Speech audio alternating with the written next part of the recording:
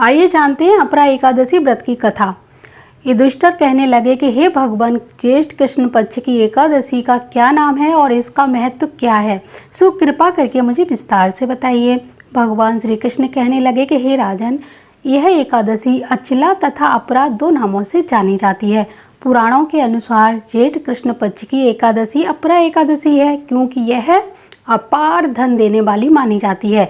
जो मनुष्य इस व्रत को करते हैं वे संसार में प्रसिद्ध हो जाते हैं। इस एकादशी वाले दिन भगवान त्रिविक्रम की पूजा की जाती है। अपरा एकादशी के व्रत के प्रभाव से ब्रह्म हत्या, भूत योनि, दूसरों की निंदा आदि के जो पाप हैं वो दूर होते हैं। इस व्रत को करने से पर स्त्री गमन, झूठी गवाही देना, झूठ बोलना, झूठे शास्त्र पढ़ना या फिर बातें बनाना, झूठा ज्योतिष बनना या फिर झूठे वैद्य बनना आदि सब पाप नष्ट हो जाते हैं। जो क्षत्रिय युद्ध से भाग जाए वे नरकगामी होते हैं, परंतु अपरा एकादशी का व्रत करने से वे भी स्वर्ग को प्राप्त होते हैं। जो शिष्य गुरु से शिक्षा ग्रहण करते हैं फिर उनकी निंदा करते हैं वे अवश्य नरक में जाते हैं, मगर अपरा एकादशी का व्रत करने से वे भी इस पाप से मुक्त हो जाते हैं। जो फल तीनों पुष्कर में कार्तिक पूर्णिमा को स्नान करने से या गंगा तट पर पितरों को पिंडदान करने से प्राप्त होता है, वही अपरा एकादशी का व्रत करने से प्राप्त होता है। अपरा एकादशी का व्रत पाप रूपी वृक्ष को काटने के लिए कुल्हाड़ी का काम करता है।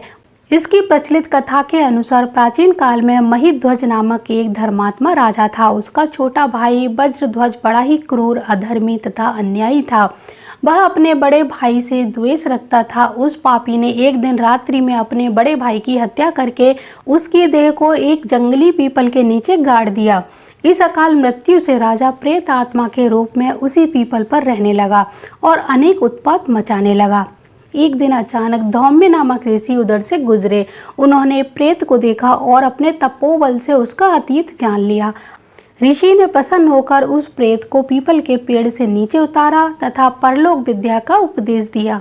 दयालु ऋषि ने राजा को प्रेत योनि से मुक्त करने के लिए स्वयं अचला एकादशी का व्रत किया और उस अचला एकादशी का जो पुण्य है वो प्रेत योनि में जो राजा था उसको अर्पित कर दिया। इस पुण्य के प्रभाव से राजा की प्रेत योनि से मुक्ति हो गई। वह ऋषि को धन्यवाद देता हुआ दिव्य देह धारण करके पुष्पक विमान में बैठकर स्वर्ग को चला गया। हे राजन, यह अपरा एकादशी की कथा मैंने लोकहित के लिए कही है। इसे पढ़ने तथा सुनने से मनुष्य सब पापों से छूट जाता है। इस प्रकार भगवान श्री कृष्ण ने युधिष्ठिर को बताया।